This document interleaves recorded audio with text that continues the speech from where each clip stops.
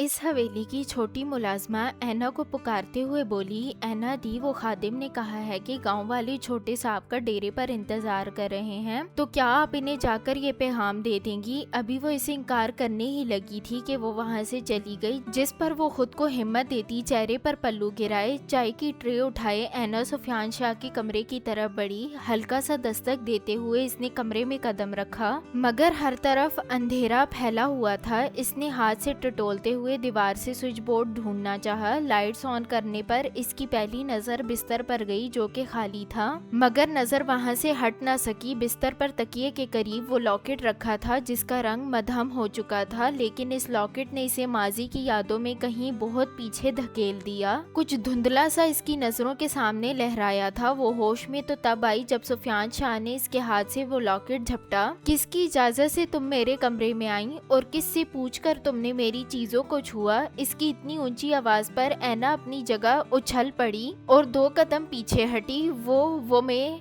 बताने आई थी कि डेरे पर वो लोग। सुफियान एक दफा फिर चीखा, दफा हो जाओ यहाँ से, और आज के बाद मेरे कमरे में कदम रखने की सोचना भी मत। ऐना को अपनी पलकों पर नमी उतरती महसूस हुई। वो कुछ भी कहे बहर वहाँ से निकलती चली गई। इसके जाते ही सुफियान शाह ने लॉकेट को देखा, फिर इसे होंठों से छूकर कमीज की जेब में रखा और शॉल ओढ़े डेरे की तरफ निकल गया। सिर्फ देख ही रही थी, खा तो नहीं गई थी, जो इतना गुस्सा कर दिया। टिप टिप गिरते आंसुओं को रोकने की कोशिश करती वो हिचकियों के दरमियान खुद से ही बातें कर रही थी। तकरीबन 5 मिनट के बाद जब वहाँ से छोटी गुजरी तो ऐना ने इसे बुलाया। छोटी, वो अभी तुम ट्रे में क्या लेकर जा रही थी। छोटी ने जवाब दिया, वो लस्सी थी दी। ऐना ने पूछा, अच्छा वो किसके लिए बनाई थी और बनाई किसने, क्योंकि मैंने तो बनाई नहीं। इसे खदशा था कि कहीं छोटी ने ही ना तजर्बा कर दिया हो पीने वाले पर। छोटी बोली, दी, वो लस्सी कोमल दी ने छोटे साहब के लिए बना के दी है। इसके दिमाग में फौरन कुछ खटका। इसने दोबारा पूछा, कोमल कहाँ है अब। छोटी बोली, इन्हें तो मैंने हवेली से बाहर जाते देखा है। हाथ से छूटता ग्लास जमीन बोस हुआ। ऐना अपनी हुई बेइज्जती को भुलाए डेरे की तरफ भागी थी। वो सुफियान शाह की सलामती की दुआएं मांगती डेरे में छुपते छुपाते दाखिल हुई थी। फिर वहाँ के इकलौते कमरे में आई जहाँ से सुफियान शाह को आने की इजाजत थी। इसने मेज पर रखा लस्सी से भरा मग उठाया था। शुक्र है शाह ने इसे पिया नहीं। इसने खुद कलामी की थी। तभी सुफियान शाह की करख्त आवाज इसके कानों में पड़ी, यहाँ क्या कर रही हो तुम। ऐना पीछे की तरफ कदम लेने लगी कि सुफियान एक बार फिर बोला, किसकी इजाजत से तुम यहाँ आई। तुम्हें मालूम है यहाँ हवेली की औरतों का आना मना है, फिर भी तुम मुंह उठाकर यहाँ आ गई।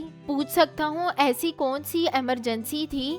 ऐना बोली, जी वो मैं ये लेने आई थी। ग्लास को थोड़ा सा आगे करते इसने सरगोशी से भी कम आवाज में कहा था। सुफियान बोला, वजह क्या मैंने इसे पी लिया जो तुम लेने आ गई। सुफियान को शदीद गुस्सा आ रहा था। ऐना को अपनी जान सूली पर लटकी हुई महसूस हुई। सुफियान जरा सा पीछे हुआ और बोला, रखो इसे और जाओ वापस हवेली में। ऐना मजीद पीछे खसकती बोली, नहीं आप इसे नहीं पियेंगे। सुफियान शाह का तो दिमाग घूम गया था। पहले सुबह वाली हरकत और अब फिर इसका इनकार। सुफियान शाह ने ऐना का बाजू दबोचते हुए अपनी सुर्ख अंगारा होती नजरें इसकी आंखों में गाड़ी। ग्लास मुझे दो और दफा हो जाओ यहाँ से। ऐना नफी में सर हिलाते हुए बोली, नहीं कभी नहीं, इसमें जहर है, आप इसे नहीं पियेंगे। सुफियान शाह की मजबूत गिरफ्त पर सिसकते हुए इसने जुमला मुकम्मल किया था। सुफियान शाह ने बेयकीनी से इसकी तरफ देखा और फिर ऐना ने रोते हुए इसे सारी बात बता दी। सुफियान इसकी बात सुनते हुए मुकम्मल खामोश रहा, पर जैसे ही ऐना ने सर उठाकर सुफियान शाह की तरफ देखा तो खामोश कमरे की फिजा में सुफियान शाह का भरपूर कहका गूंजा। तुम कहना चाहती हो वो लड़की मुझे मारना चाहती हो, और ये बात तुम इतने यकीन से कैसे कह सकती हो। ऐना रोते हुए बोली, मैंने इसकी बातें सुनी थी। सुफियान शाह अपने हाथों से ताली बजाते हुए बोला, बिल्कुल हवेली के मालिकों को खबर नहीं हुई और एक अदना सी मुलाजमा को सब पता चल गया। वाह बहुत खूब। आज एक बार फिर इस मासूम को इसकी औकात याद दिलाने के साथ इसकी मोहब्बत की तस्लील भी सुफियान ने कर डाली थी। सुफियान बोला, ग्लास दो मुझे, अभी तुम्हारी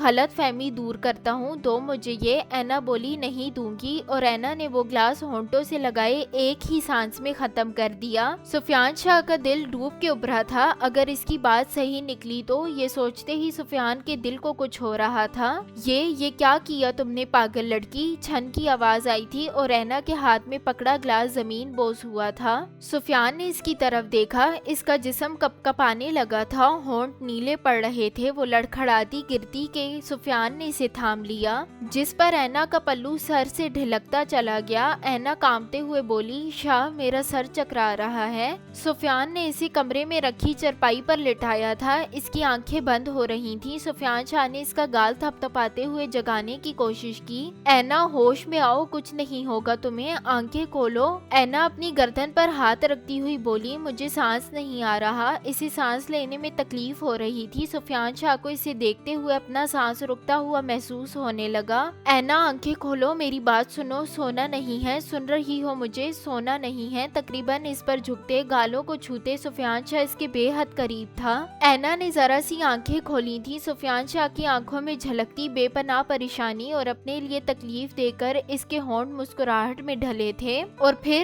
और बस फिर सांसों की डोर टूटी थी और ऐना ने नजरों में सुफियान शाह को भरते हुए आंखें मूंद ली। सुफियान शाह बोला, ऐना तुमने आंखें क्यों बंद कर ली? आंखें खोलो, उठो, इधर देखो मेरी तरफ। आंसू बहता हुआ इसके गाल पर गिरा था। सुफियान शाह इस अदना सी मुलाजमा के लिए रो रहा था। दाजी जब डेरे पर आए तो सब लोग डेरे के बाहर खड़े हुए थे। दाजी ने इनसे पूछा, आप सब यहाँ ऐसे क्यों खड़े हैं? गांव वालों ने इन्हें सलाम किया और एक बंदा जिसको आखिरी बार सुफियान शाह ने अच्छा खासा मारा था, वो तंजिया लहजे में बोला, दाजी हमें इस चोरी के केस का फैसला लेने आए थे, मगर छोटे साहब शायद मसरूफ हैं काफी। इसकी बात सुनकर दाजी का खून खोल उठा था। मतलब तो वो भी अच्छी तरह समझ गए थे। बकवास बंद करो, क्या कहना चाहते हो तुम? वो बोला, दाजी इनके कमरे से किसी लड़की की आवाजें आ रही हैं। हम क्या कहेंगे? इन्होंने कहा लड़की की आवाजें, और आगे कुछ भी बोले बगैर वो कमरे की तरफ आए थे जिसका दरवाजा आधा खुला था। इनके बाकी के अल्फाज मुंह में ही रह गए। चरपाई पर बेसुध सी पड़ी ऐना को देखकर इनकी रूह तक लरस उठी थी।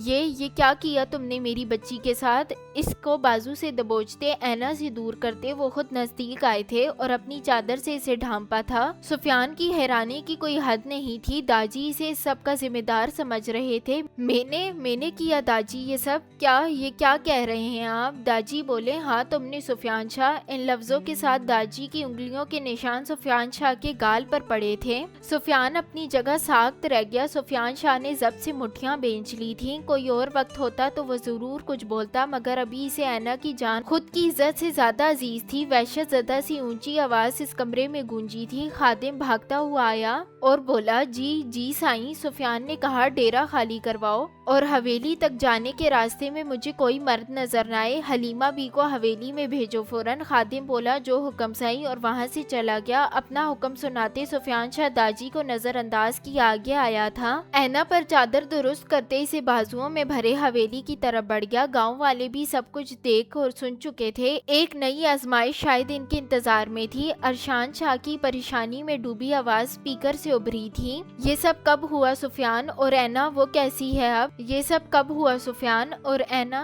वो कैसी है अब? सुफियान ने थकी थकी सी आवाज में जवाब दिया, बस कुछ घंटे पहले ही भाई। अब वो खतरे से बाहर है, मगर होश नहीं आया इसे अभी तक। अरशान ने सुकून का सांस लिया। या अल्लाह तेरा शुक्र है। इसकी खामोशी को महसूस करते हुए अरशान ने इससे पूछा, अब मसला क्या है सुफियान? सुफियान ने कहा, भाई मसला ये है कि गांव वाले अब मेरे खिलाफ हो गए हैं। वो गलत समझ रहे हैं भाई। और दूसरी तरफ दाजी और बीजान, इनको भी मैं ही गलत लग रहा हूँ। इनके मुताबिक कहना कि ये हालत मेरी वजह से है और इसीलिए गाँव वाले और इनके मुताबिक यहाँ सब सोचते हैं कि मैं ऐना से निकाह कर लूँ। मुझे गाँव वालों की कोई फिक्र नहीं है भाई, मगर दाजी और बीजान वो मेरा यकीन नहीं करे। मुझे आपकी मदद चाहिए। इन्हें समझाएं कि मैं ये निकाह नहीं कर सकता। मैं अनूशे से मोहब्बत करता हूँ, सिर्फ इसका हूँ। भाई आप करेंगे ना दाजी से बात? इन्हें बोलें ये निकाह वाला किस्सा खत्म कर दें। अरशान ने कहा, ठीक है मैं बात करूँगा सुफियान, वो निकाह वाला किस्सा खत्म कर देंगे।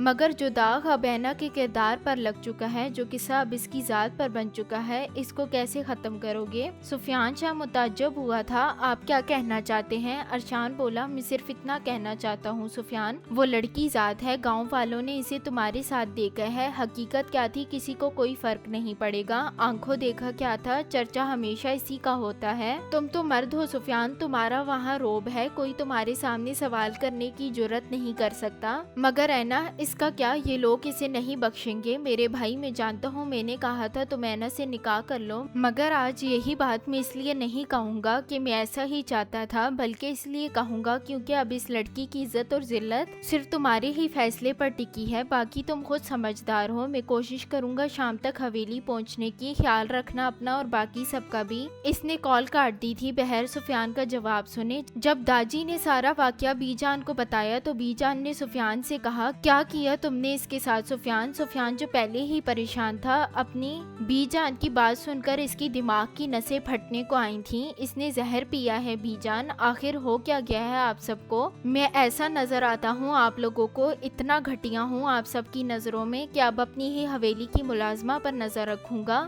داجی اور بی جان اپنی اپنی جگہ ساکت ہوئے تھے، تبھی حلیمہ بھی آئیں۔ چھوٹے سائیں ٹھیک کہہ رہے ہیں داجی، انہوں نے زہر پیا ہے۔ سفیان نے کہا، اب کیسی ہے وہ؟ حلیمہ بھی بولی، مکمل ٹھیک نہیں ہے کیونکہ ابھی اسے ہوش نہیں آیا، میں نے اسے کاڑھا پلایا ہے، زہر کا اثر زائل ہو چکا ہے، اب بس دیکھنا ہے ہوش کب تک آئے گا۔ سفیان کی اس قدر بے چینی دیکھ کر داجی نے دل میں سوچا، اور یہ کہتا ہے مجھے اس لڑکی سے محبت نہیں ہے۔ حلیمہ بھی بولی، جو زہر اس نے پیا ہے وہ کوئی معمولی زہر نہیں تھا چھوٹے سائیں، وہ انسان کو پل میں ختم کر دیتا ہے، سانس لینے میں مشکل ہونے لگتی ہے، نسوں میں خون جم جاتا ہے۔ جس نے بھی یہ زہر اس لسی میں ملایا تھا وہ پوری منصوبہ بندی کے ساتھ اپنا کام کر کے گیا ہے۔ مجھے کچھ جڑی بوٹیوں کی ضرورت ہے، میں وہ لینے جا رہی ہوں، تب تک آپ اینا کا خیال رکھیے گا، میں جلد ہی آ جاؤں گی۔ وہ جا چکی تھی مگر سفیان شاہ ابھی تک ان کے باتوں کے اثر میں ہی تھا، اس نے میری موت کو اپنے گلے لگا لیا بی جان، سرگوشی سے بھی کم آواز میں کہتے ہوئے وہ صوفے پر ڈھہ گیا۔ بی جان بولی، یا اللہ خیر سفیان، اس کا مطلب وہ؟ سفیان بولا، جی بی جان، وہ لسی میرے لیے ہی بھیجی گئی تھی، مگر معلوم نہیں اینا کو کیسے معلوم تھا کہ اس میں زہر ہے۔ اس نے مجھے بارہا منع کیا مگر میری ضد کے سامنے اس نے وہ لسی پی لی، اگر اسے کچھ ہو گیا، اور وہ خاموش ہوا تھا۔ بی جان کے ہاتھوں کو سر سے لگائے اس نے آنکھیں موند لی تھیں۔ سفیان بولا، بی جان، میں خود کو کبھی معاف نہیں کر پاؤں گا، مجھے اس کی بات سن لینی چاہیے تھی، میں نے کیوں نہیں سنی؟ بی جان، میں ہوں اس سب کا قصوروار۔ داجی افسردگی سے بولے، وہ انشاءاللہ ٹھیک ہو جائے گی، دعا کرو اس کے لیے۔ داجی بولے، اینا نے تمہیں اس لڑکی کا نام نہیں بتایا؟ بی جان نے خود کلامی کے انداز میں کہا، وہ ضرور کومل ہوگی۔ پھر سفیان کی حیرت میں ڈوبی آواز آئی، آپ جانتی تھی بی جان؟ بی جان بولی، جی بچے، جس دن ہم نے حماد بھائی کی طرف جانا تھا اسی دن اینا نے مجھے سب بتا دیا تھا، مگر مجھے اس بات کی خبر نہیں تھی کہ وہ لڑکی اس قدر گھٹیا حرکت کرے گی، مجھے معلوم ہوتا تو میں اسی دن تمہیں یا ولید شاہ کو بتا دیتی۔ اس سے نکاح کر لو سفیان، گاؤں والے اس لڑکی کو عزت سے جینے نہیں دیں گے، اسے اپنا نام دے دو۔ داجی نے کہا تھا۔ داجی کے جملے تھے یا ہتھوڑے جو سفیان شاہ کے دماغ پر برس رہے تھے، قدم جیسے زمین میں گڑ گئے تھے۔ کیا اینا کی بات نہ سننے کی اتنی بڑی قیمت چکانی پڑے گی اسے؟ کیا اس لڑکی کی گئی عزت نکاح کے 3 لفظوں سے واپس آ جائے گی؟ وہ یہی سوچتا رہا۔ سفیان شاہ نے آنکھیں کھولی تو صبح کا ایک ایک منظر آنکھوں کے پردے پر جھلملانے لگا، اس کے دماغ میں جملوں کی بوچھاڑ ہوئی تھی، اور سفیان شاہ نے ضبط سے ہاتھ میں پکڑا موبائل، سامنے دیوار پر دے مارا تھا۔ آپ نے اسے مجھ سے چھین لیا میرے مالک، اور میں آج تک رو رہا ہوں، دن رات اسے ہی مانگ رہا ہوں، اس کے علاوہ کسی اور کی طرف نہیں دیکھا۔ تو پھر یہ آزمائش کیسی میرے مالک؟ میں آپ کے آگے ہاتھ جوڑتا ہوں، مجھے صرف اسی کا رہنے دیں، میرا وجود اس آزمائش کو قبول نہیں کر پائے گا، مجھ سے کچھ غلط ہو جائے گا، اس لڑکی کو میری زندگی میں شامل ہونے سے روک لیں۔ قالین پر سر رکھے وہ سجدے میں تھا، اور آج بھی بس روتے ہوئے وہ دعا ہی کر سکتا تھا۔ اشان اپنے دفتر میں آیا تو اپنے سامنے احد اور اس کے باپ کو دیکھ کر اس کے ماتھے پر شکنیں نمودار ہوئیں۔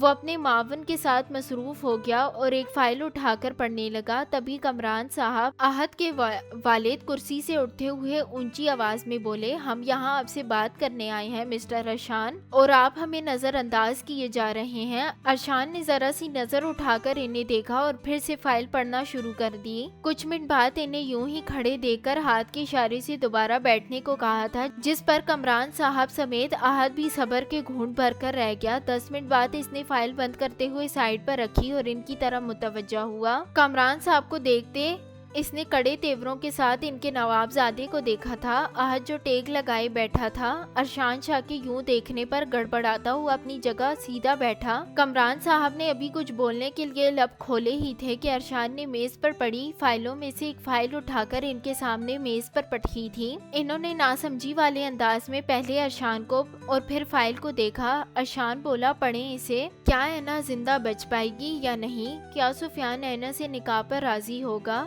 ارشان کی دی گئی فائل میں کیا موجود ہے؟ اگلی قسط میں جانیں۔ And don't forget to like, share and subscribe the channel. Your support means a lot to me.